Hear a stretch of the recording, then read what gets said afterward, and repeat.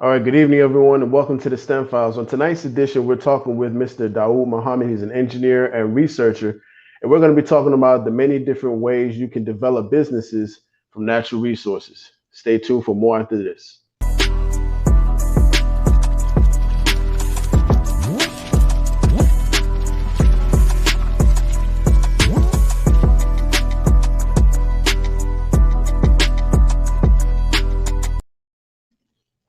All right, good evening, everyone. Once again, this is the STEM Files. We are the voice of STEM talent and Black culture. I'm one of your hosts, Tariq Muhammad, aka Tariq Cardiac. I'm a biomedical research scientist with a concentration in cardiovascular pathobiology, which is the study of how diseases form in the heart and blood vessels. I'm typically joined by my co-host, Jabril Muhammad, aka Jabril Engineer. He's a civilian mechanical engineer for the United States Navy, specializes in naval ship fluid systems. He has a background in material science and engineering, which is the study and manipulation of material properties for different industrial applications. Can't wait to get started this evening. We're waiting for our host. So in the meantime, while we wait, go ahead and follow us on social media to Brilliant Engineer, Tariq Cardiac, the STEM Files on YouTube and Facebook, and then follow us on Instagram at the STEM Files.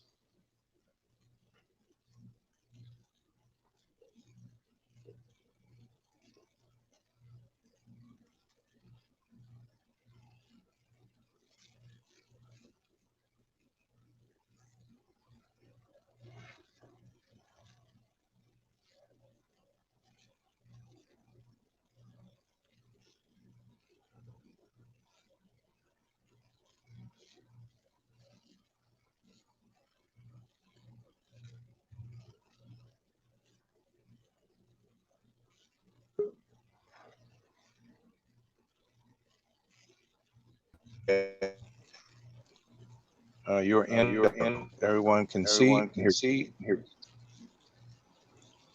Okay. Assalamu alaikum.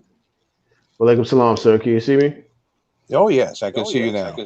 Uh, I, I apologize for the delay. It's no problem. It's no problem. So once again, for those who are watching, this is the STEM Files where we highlight the best and brightest in science, technology, engineering, and mathematics. We are also Yeah. the voice of STEM talent and Black culture. I'm joined by Mr. Dawud Muhammad, aka Dr. Wisdom to See. How are you doing, sir? Excellent. It's a beautiful day.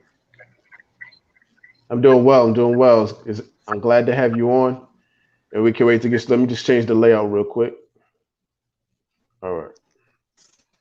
All right, Okay. Mr. Dawood, can you go ahead and tell us about yourself, how you got involved in solar power and what you're doing now? Yes, I think we had to start going back to the Movie Man. When we look at the time of the Movie Man in 1995, a group of us who were engineers to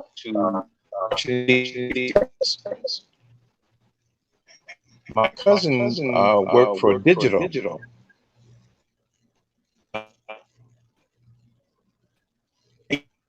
We got technology about some things that he had solved, but he never he was very curious about it. Asked me to research. When we got back, we were forming a lot of forming companies. Were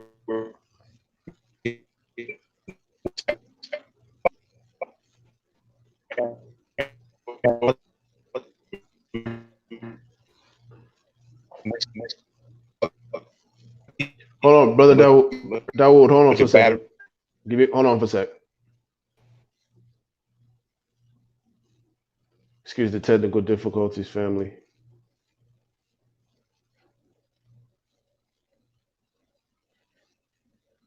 All right, sir, can you hear me?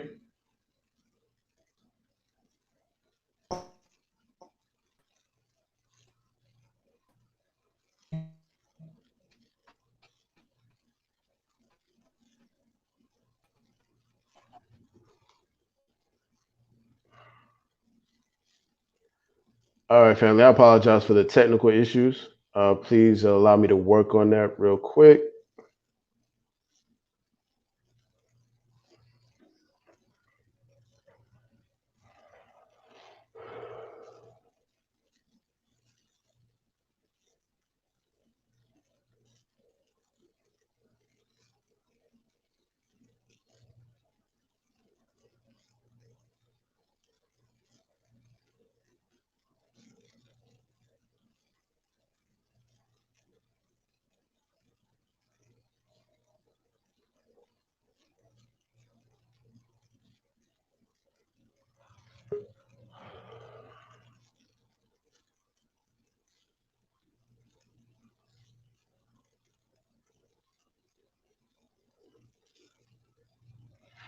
All right, Dawud, can you hear me?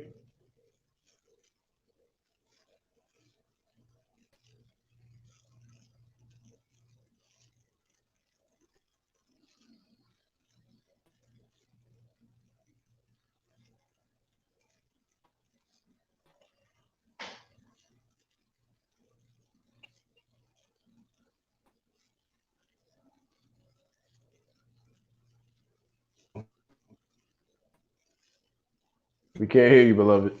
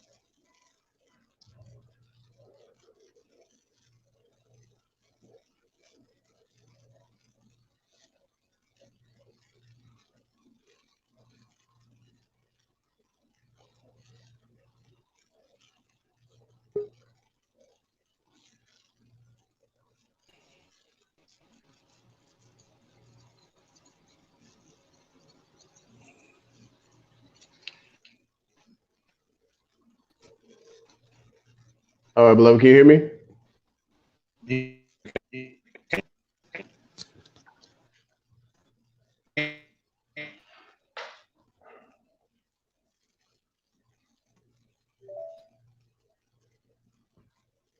How about now?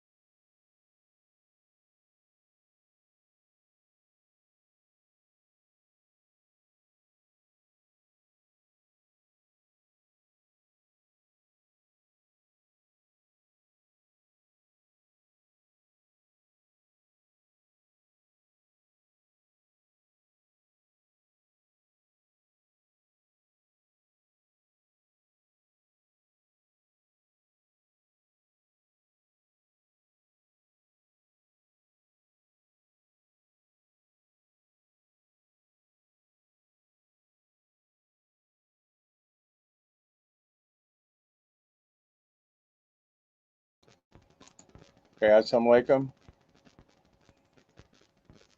Wa alaikum salam. Okay, great. Guess what happened? I switched the camera over to the USB port. I have a multiple port. I ran out of so many USB ports that I had to Okay. purchase the one with the 12 multiple tower type USB ports. Okay. And okay, so then right now I plugged it into that, and now I heard it. I heard it that it was getting ready to do something here. So how do we sound right now? We sound good. We're just gonna go with the sound. Don't even worry about the screen. Okay, good. Okay, that sounds great. Okay, great. Okay. All right, excellent. So what were you saying? So tell us about how you got involved in solar power and wind energy. Wow, wow, that's that right there. That question, you need to get a good grade for that one because that's a heavy question right there. You sure we have plenty of room for that one? And do we think we have plenty of time for that the answer to that? Yeah. We try to stay within an hour, so Okay, we're gonna give you some time though. okay, that's what I need to know. Uh, to give you a brief synopsis of where how we got this started was, believe it or not, it all started on a trip to the Million Man March in 1995.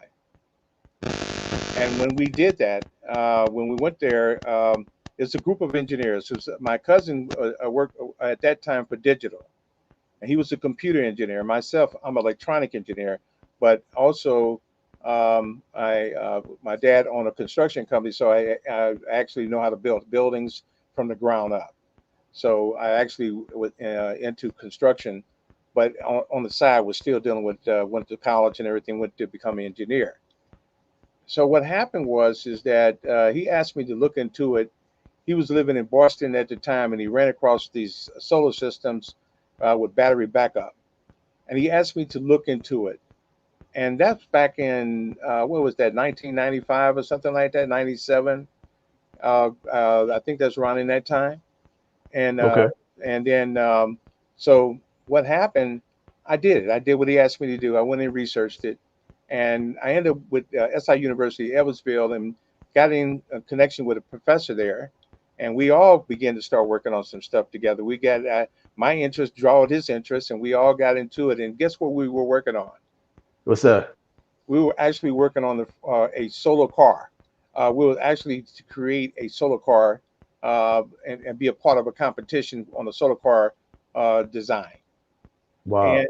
and guess what? One of the vehicles was a part of the first world solar car race. Okay. Solar car race. Yes, and it was a solar car race from one end of the United States to the other end of the United States. And Wow. it was actual, the when we say solar car race, you have to consider that it was running on batteries. Okay. Now, Okay. okay, now back then batteries were different types of batteries back then, but today we are come a long way now from what it was from what it was. We have now the advancement in the technology was that, like, solar panels was at that time like 80-watt panels to 100-watt panels. Now we have 200, 300, 400. Now we got the newest one just came out by Canadian Solar. You look it up, 600-watt panels now. Now we had some 500 ones out there, but this one now is called the 600 plus, and that's a new thing just came out this month. So it's going to be hitting the market very shortly. But it has those advancements in research in part of the solar panels was one thing, but then what's coming out now is back then, if you notice that on my site at www.solarwindpower.biz, we had I was the first in one city to actually connect the solar with battery backup system to the electrical grid. I'm talking about to the utility company, and that system today is still hooked up right now. But Mm. and just think now, the shelf life of the batteries goes like 15 years. Now we have the new batteries that that are what you call lithium ion batteries. Okay, now those batteries go further, but not only does it go further, but it actually goes with a longer discharge on the battery bank. So then you got a lot going with that, but it's a wonderful time because now you're talking about the highest I could ever go with on a battery bank was like 59,000 watt hour battery banks. Now we have 100,000 watt hour battery banks, all the way up to 2 megawatt. You hear what I say? Yes, 2 sir. megawatt battery banks. So if you divide 2,000 watts per household into 2 megawatts, how many homes is that? Say You that see, again. I say if you take 2,000 watts and divide that in 2 megawatts, which is 2 million watts, Hmm. okay, how many homes would that cover? You Just tell me. just on one battery bank. You see what I'm coming from with that? Right, I'm right, just right. showing you and so you're looking at over 1,000 homes. Okay, I'm just giving you a general idea. So, and that's at 2,000 watts per home. Now the rule of thumb is like 1,000 watts per bedroom. So most homes, so like if it's a 2 bedroom, you'd be looking at 2 to 3,000 watts. If you a 4 bedroom, you're looking at 4 to 5,000 watts on the home, on just on the design. But um, but what happened is that just like in construction or anything else, you're only good to the next contract. Okay, I mean, like if you get a contract, even if you were, either way go, you're just as good as you're only good to the next contract. So that means that once that money run out, you got to go get another contract. So that's the same Gotcha. way with the construction, the same way it is with solar, and this is why you got here ownership in energy, and that's where we get to unveil something that is very unique in thinking because of the research. I have been offered where I've spoke with many cities. I've got mayors. I give it. I've done research and development for whole entire cities, what the needs are, and those that data and that research has become very valuable. And I'm gonna give you some examples of it right now. Right now, I said, well, I had some schools, universities, and colleges call me and say, Brother Muhammad, we'd like to have you to, with our students, could you hire them or, give them jobs? Okay. So I said, well, of course I could do that. But like I said, you're only good to the next contract. So what I presented to the mayors and what I presented to the governor as well, believe it or not, to a governor, and as well as to the universities, was that what we need to start looking at is how to own the infrastructure. And this is getting deep now. When I say infrastructure, that's where we get to your point where you're saying that the ownership in energy. Right. Let's dial it back for a bit. You Mhm. said you mentioned that you had these different organizations reaching out to you and asking you to do this work. How does one go about securing the agreements or securing the business relationships with these individuals? Like how did you go about doing that, or how did they go about contacting you for it? Well, first thing, it really, be honest with you, it's what you would call an anomaly. Okay. And the reason why I say that, I was the very first to pull the first electrical permit in the city of Edwardsville, Illinois. And I'm in the newspaper on that, and you can see that article. I was put on the first front page and put me on the front page for that. But that was with the solar grid tied with battery backup system. And what happened is that the area got stunned by a heat wave that started popping every one of those transformers in the area, where people had to go 100 miles out the way just to get water, or let's put Wow. it like, they had to go out 100 miles out the way just to get ice. Just put it like that. Yeah, you want water, but ice was very critical too. Okay, Right. so then that is some of the it shows some of the vulnerability of the existing old system. I'm talking about the electrical grid system that is an 18th century system.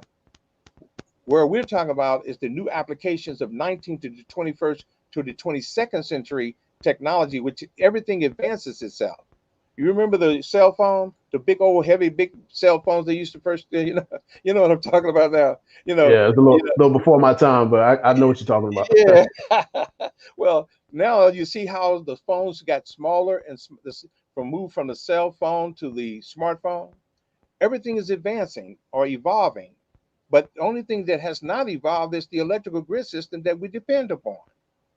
So when you look at that, when you go outside and you see those transformers, you look outside and when the storm comes, it knocks the transmission lines down, and people go without power for long periods of time. Whereas here, I begin to evaluate and create systems where I begin to look at the application of the technology in real time, in terms of saying that the electrical infrastructure needs to be upgraded. But when we do that, we want to own the infrastructure. And what I mean by that It's like, for example, let's look at the solar security street lights. Now, believe it or not, we actually did that. We actually put together a petition for the county area, and we went and got signatures so that we could be able to get this to be put on the ballot, where people can vote to be able to say, "Hey, I want solar security streetlights in my neighborhood." But then now, because of the coronavirus issue, it disrupted what you call the supply chain disruption, and that meant that, with that being the cause of the problem, right now we got towns right now they're not able to get the tax base to be able to pay for their electricity. You see what I'm saying? So now, in small town, I sent you an article just recently on that. In the state of Mississippi, a whole town is going to get their lights cut off because they don't have the revenue coming in, the tax revenue coming in because of the coronavirus, and the social distancing has caused a lot of businesses to fold. Now, to answer your question, how do you get into the business? Well, first thing is that for us, we are Solar Electric Power LLC. I try to put on this shirt right here, and they got my little logo there and everything. I was trying to show it off, but I guess we could do that another time. But the social distancing is an issue that revealed a whole bunch of problems. Today, right now, I just learned that the post office, everybody in the post office is sick from the coronavirus. It's spread just that bad. And that's today in today's news. But yet, when we start looking at how the tax base is being affected, the city can no longer afford to pay for the infrastructure. So at night, when you're driving around at night, those lights that you see are paid for by the city, and that money is collected from the sales tax or whatever way that they get the revenue from to be able to pay for the utilities that the city is paying for. Now we got a situation that is very similar to what happened back under the Bush administration in Detroit. You had whole areas of segments. They even took aerial maps of how dark it was in the city of Detroit from the lights being cut off. Pure darkness. Now the darkness is even worse because you, even with street lights on your car, you can't see as well at night. Okay? So then now you're coming into another problem. People walking out in the street, people getting hit, and they can't be seen. Now, right. I'm saying that if we can start and own our own security streetlight district, we can name it, like right in Detroit, they got a city there named after Mother Tanetta Muhammad, or Muslim Elijah Muhammad. We can name it Mother Tanetta Muhammad Solar Security Streetlight District. Now, back in the day, they had streetlight districts that were formed, but some of them were called like gas lights districts. You know what I mean? Before there was electricity, they used gas, the gas light. You know what I'm saying? For people to see at night. But with this right here, we can literally own the infrastructure by creating a board of trustee, and under that board of trustee, we can formulate our own streetlight district, and that way we can actually cut 80% to 100% of the city's budget of what they pay for during a time of a crisis that we see right now unfolding in regards to people losing their jobs or whatever that's tied to that coronavirus and that social distancing. What would be some of the I don't mean to cut you off, but what would be some of the challenges that we would face trying to establish something like that in our communities?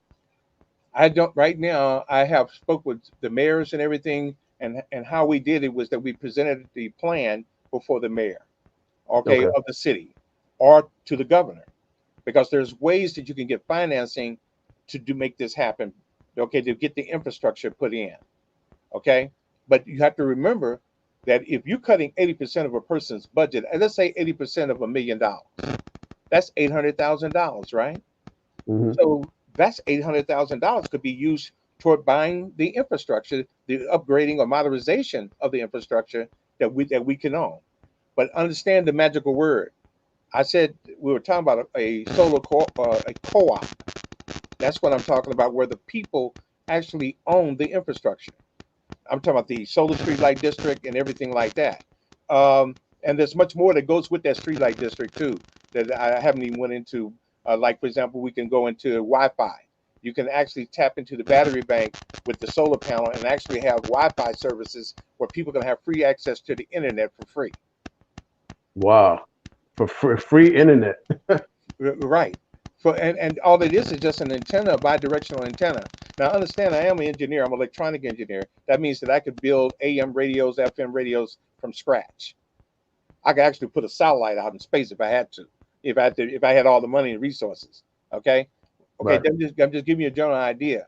So the thing is that but we can actually create a solar Wi-Fi security streetlight district. And my dad liked the idea so much. He said, "Son, put security in there because they'll like that security streetlights."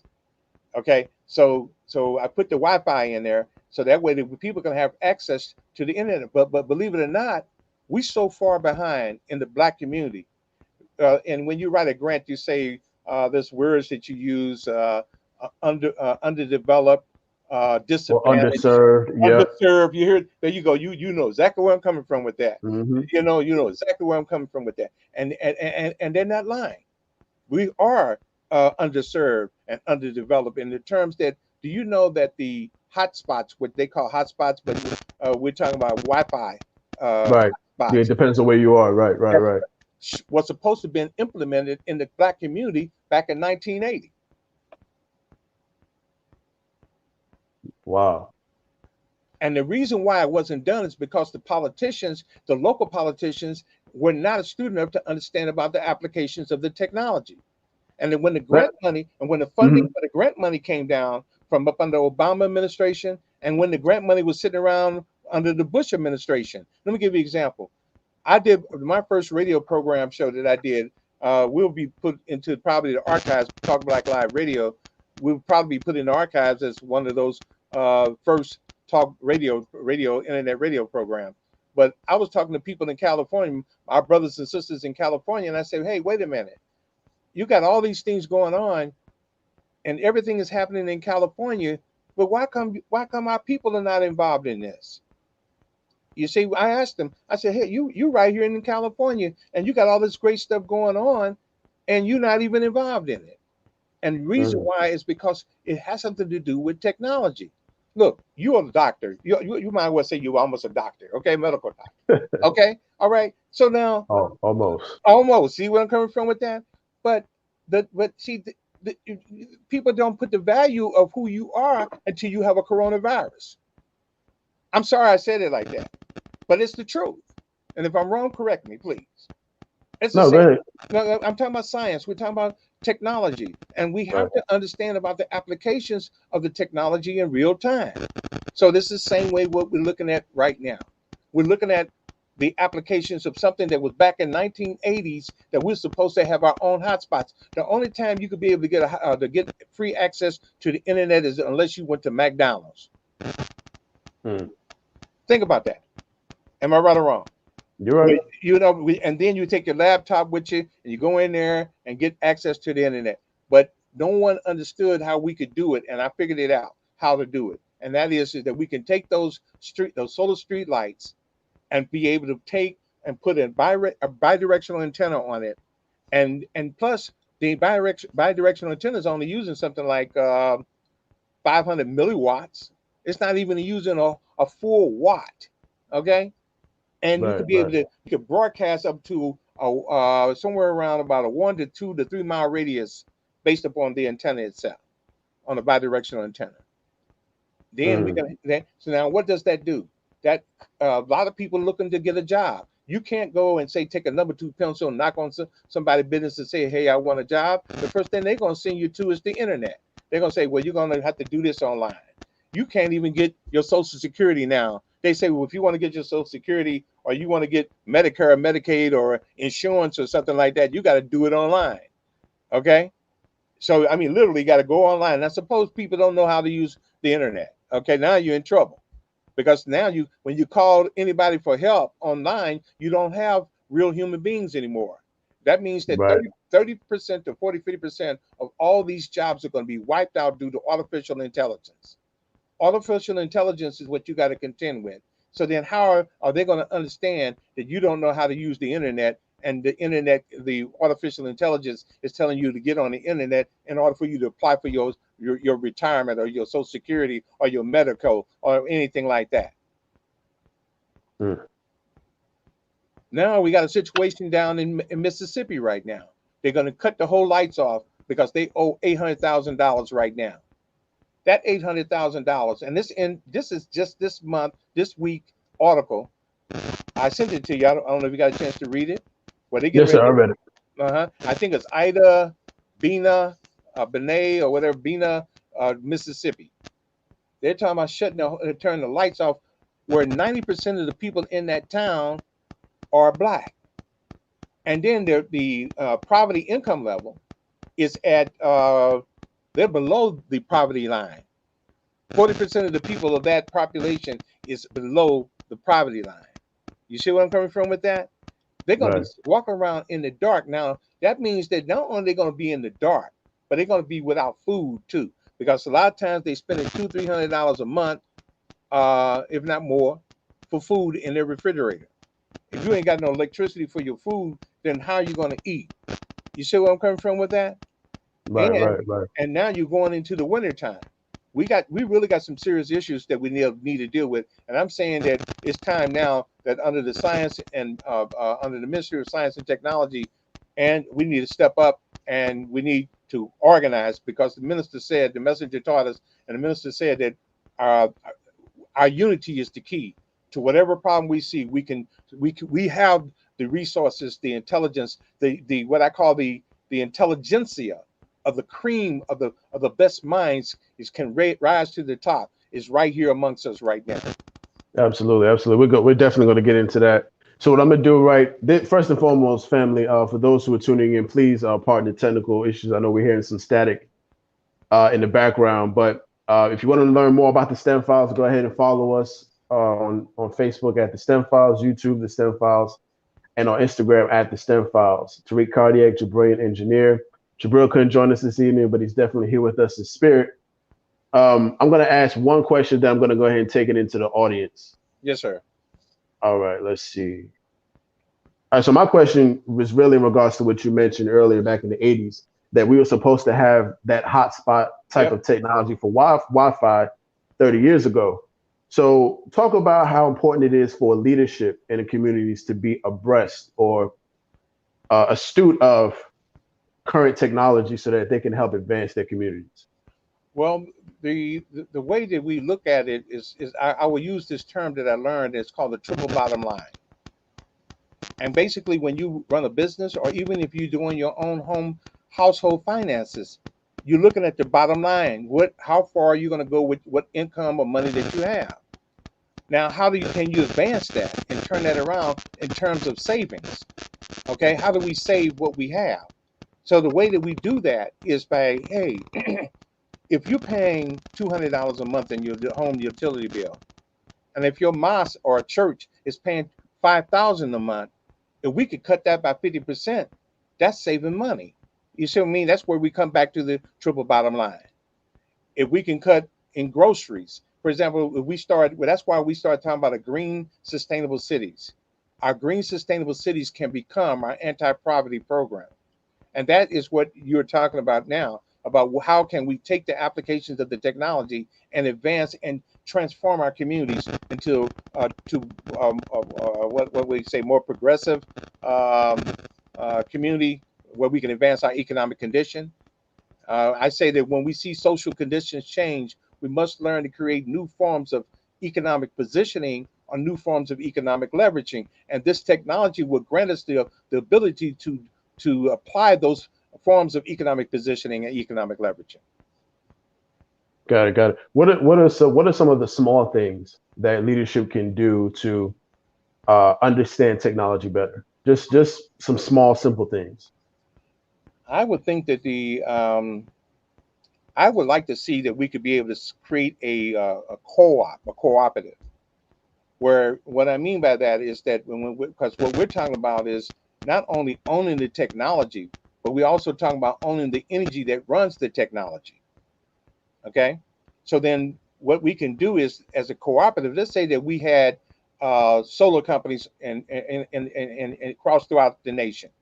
Okay, we had our own even a solar manufacturing plant, which we are working on. We do that's another time, another place to discuss that. But we are looking at the solar manufacturing plant that we're looking at developing as well. But just think, if we could get 50% of our people off of the electrical grid, that's actually moving them up economically. I'm talking about from out of poverty into a different type of income bracket that they can be able to survive in and be able to save money to be able to uh, create a better future for the children and for our youth. So I just say that there's many models that we could look at. The Solar Security Streetlight District is one of them, but there's another one called a solar farm. Now, the solar farm is a process. For example, you got people who cannot have solar on their home because they live in apartments. Right, Or right. okay, so what we looked at is a solar farm is like this. You can have column A, B, C, and D. Column A consists of 10, 500 watt, or those new 600 watt panels. Let's put it like that. The real Column, big one. yeah, the real big ones. So that's what 10 times 600 is 6,000 watts per hour. Okay, per column. So we got column A, B, C, and D. So now we got people live somewhere else in Atlanta, somewhere else in. I'm just talking about parts around the country, whatever city that they may live in, New York, St. Louis, Chicago, California, whatever, and they have these solar farms there. We own it, but it's a cooperative. Okay, that means that the people own it, not a single corporation that owns it. That's what these utility companies are. A lot of people don't know what a utility company is. Guess what it is? Do you know what your local electric bill, the bill that you see, that electric company, you know what they actually officially are? What's that? They are really called electrical utility districts. Just like we talking about solar electric districts, we're talking about solar farms. That's what that is a utility district. It's actually like well, in essence, when I think about a district, think about school districts, right? You got you even have ambulance service or districts. You got hospital districts. You got, you know what I'm talking about. All these, and that's what it is. We can form districts that we can own, and that's where I think that where we need to be at. Okay, so we're actually approaching 20 minutes left in the show. So what I'm gonna do is I'm gonna go into the audience and get some questions from the audience, and then we're just gonna answer the questions briefly, and then we're gonna close out with some final remarks. Okay. Okay, copy that. All right. So this question is from Kalila Mariam Farrakhan. How can the company help the average homeowner to be self-sufficient? That's a good question. I think that what we need is to take advantage of the laws that are already existing on the books. And I'm talking about the incentivization programs from the state or from the utility companies. We need a processing center to help facilitate those who are homeowners and live in those apartment complexes to be able to facilitate that, and they can benefit from those tax credits or tax subsidies that just like the oil companies and the utility companies benefit from. We need to be creative in being able to get those same things to get it to a local level where the people live. And I think that would help. Okay. All right. Cool. Cool. So let's go and move on to the next question. And Sister Kalila, if that answered your question, go ahead and put a thumbs up in the comment section. All right. So this question is from Josh Muhammad. Excellent topic. How can one learn more and get involved? Okay.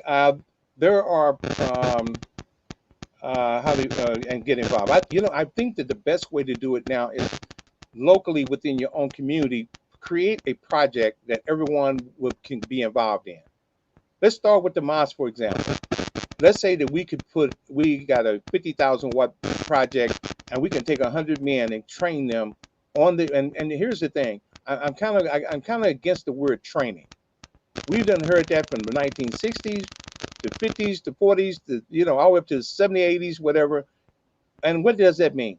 That means that many people constantly getting trained. You can train a dog, but you can't. But they're not getting a job. So the way to Right. do that, we're talking about on-the-job training.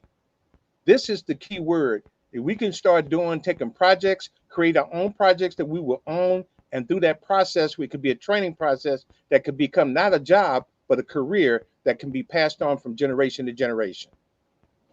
Excellent. Excellent.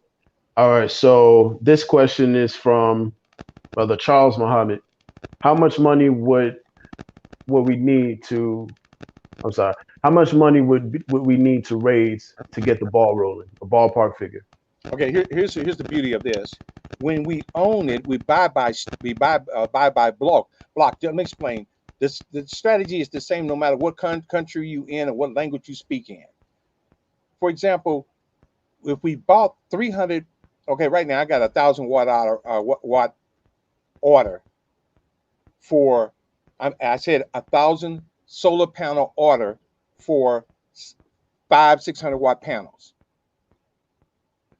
Because I'm buying at 1,000 panels at one time, if you buy them at 300 panels, you can get them at around 34 to 35 cents a watt, and they're being sold on the market at $1 to $1.50 a watt.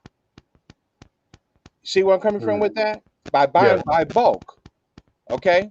And you justify it anyway when you have a project.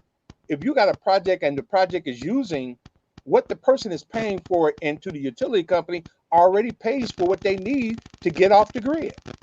So hopefully I answered that question. I could go deeper than that, but I try to shortcut it in a way to get you to see how by buying at wholesale and how that price, what that price is going at. So we're looking at 35 cents a watt. So if you got 100 watts and it's 35 cents a watt, you see what that price is. You see what I'm saying?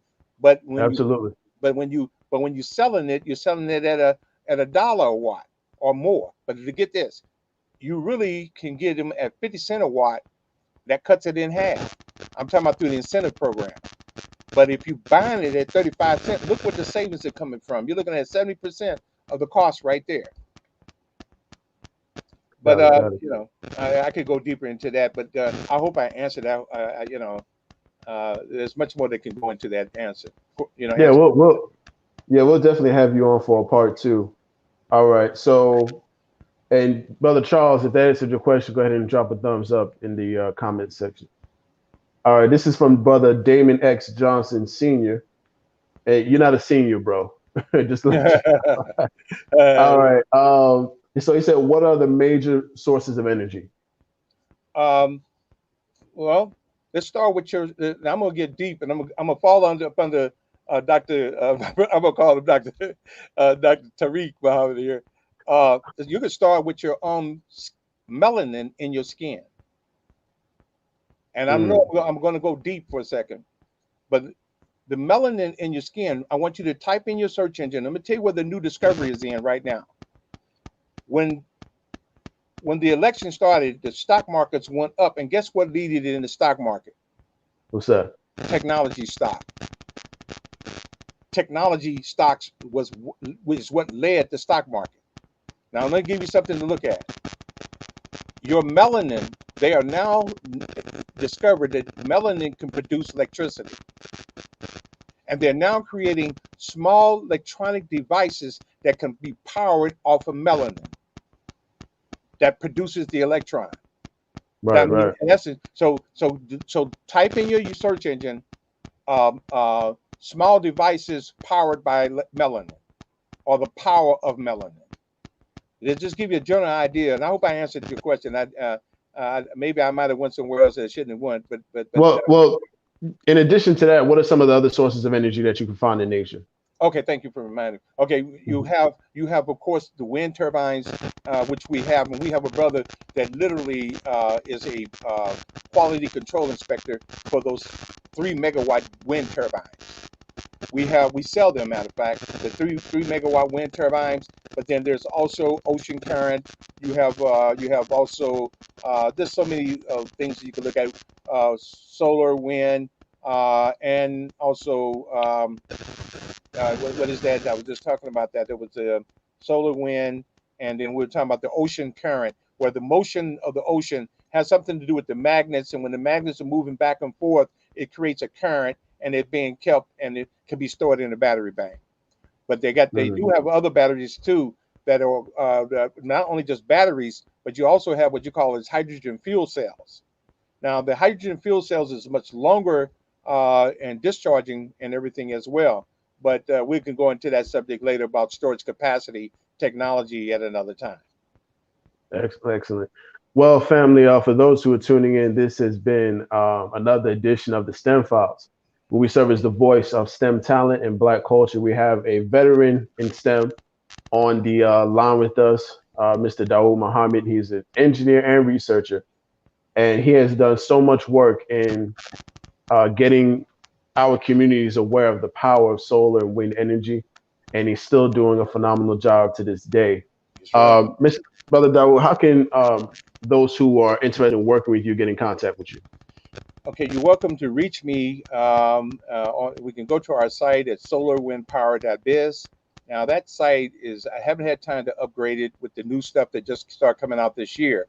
I do intend to upgrade it. You can call me and contact me. You can at 618-447-5004. Again, 618-447-5004. You can email me at solarenergyconsultant@gmail.com. And my website again is solarwindpower.biz. That's BIZ. Right. For those who are watching, all of that is in the link in the description, and also your email address. What's that? My email address is solarenergyconsultant@gmail.com. Excellent, excellent. But like I was saying, for those who want to learn more about his business and the amazing things that he's doing with solar and wind energy, definitely check out the link in the description. It's right there for you to discover. So at this time, Brother Dawud, once again, thank you again. At this time, we're going to do what's called the STEM file speed round. And it's pretty much a list of questions that we ask you to get a fast response, just to get to know you more a little bit, get to know you a little bit more outside of what you do in STEM. You ready for it? Go right ahead. All right, awesome. So what's the first thing you do when you wake up? Pray. Pray. Excellent, excellent. Walking or jogging? Jogging, standing in place. Standing in place. Okay. So you're on the treadmill a lot. Got you, got you. All right, what's your favorite pair of shoes of all time? My favorite pair of shoes? Mm-hmm. You said that? Yeah. I know you're a little old school, so I might not know what you're talking right, about. okay. I'm gonna be honest with you, steel toes. Still, so okay. Got you. The working boots. Yeah, right. Still, well, not only that, when you do a karate kick and you got that steel toe on you, You don't want no part of that. no, they don't want no part of that, no. All right, cool. What's your favorite thing to cook? Well, no, please don't. You know, my number one weakness. I give out. I give it out every day. It's called the bean pie. I give out a bean pie award. Bean pie. Yeah, for everybody that do good, they deserve a bean pie award. Got you, got you. All right. Favorite song of all time? Wow. The Minister song, the one that just came out. The Minister got Unity. Unity. But Excellent, I don't listen to Farrakhan. Okay. Got some good taste in music. Oh, thank you. Well, I think the Minister for just coming out with that beautiful song, and that was a long time ago too.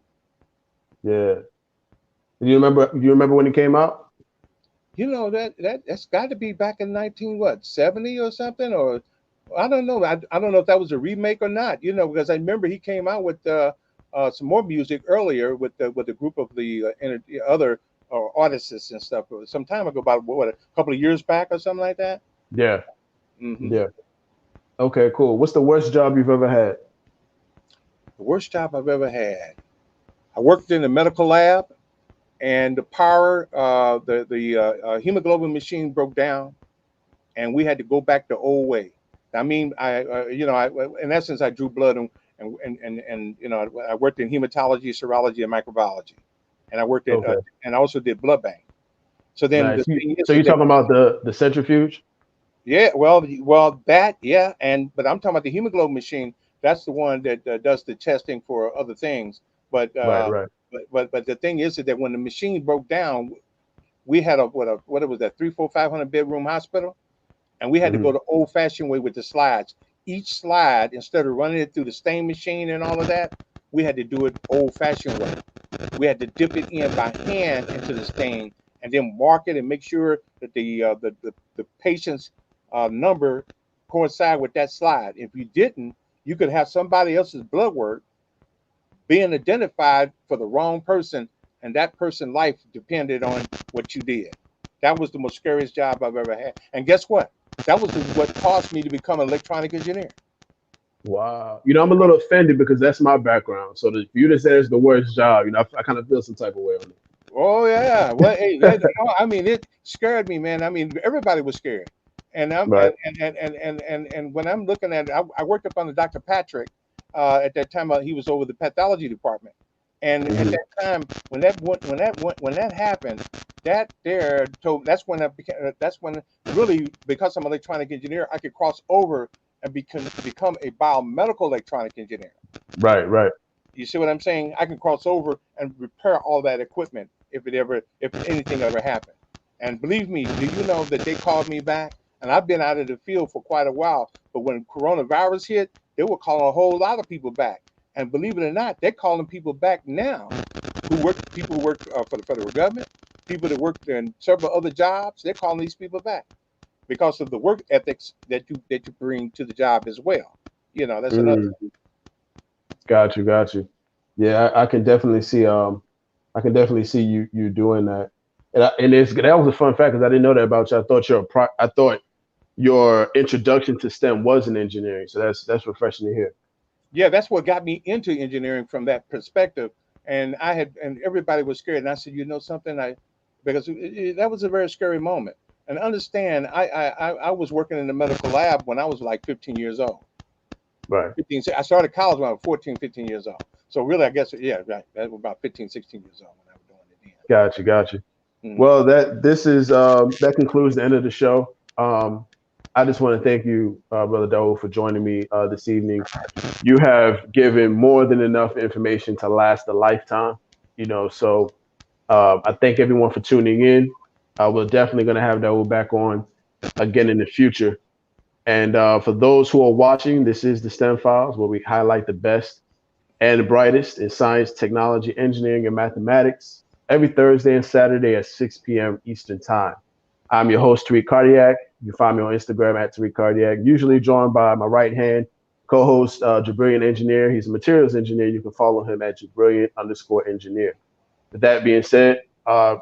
Dawud, is there anything that you'd like to leave us with? You know what? We got some serious projects with some housing development that's in Atlanta, Georgia, and we got some housing development in Baton Rouge, Louisiana, and also in New Orleans. I would love to give you an update report on what we're accomplishing there because it's all going solar. Okay, we got 50 duplex homes that we're putting solar on all of them, and I want to take pictures and photos, and I will invite you to come personally to walk and see it with your own eyes. Absolutely. I would love to do that. Love to do that. Just make sure you're staying safe with the precautions masked up, gloved up. And I'll definitely be out there to come check it out. Oh, yeah. Yes, indeed. And we look forward to seeing you too. Absolutely. Well, once again, family, thank you all for tuning in.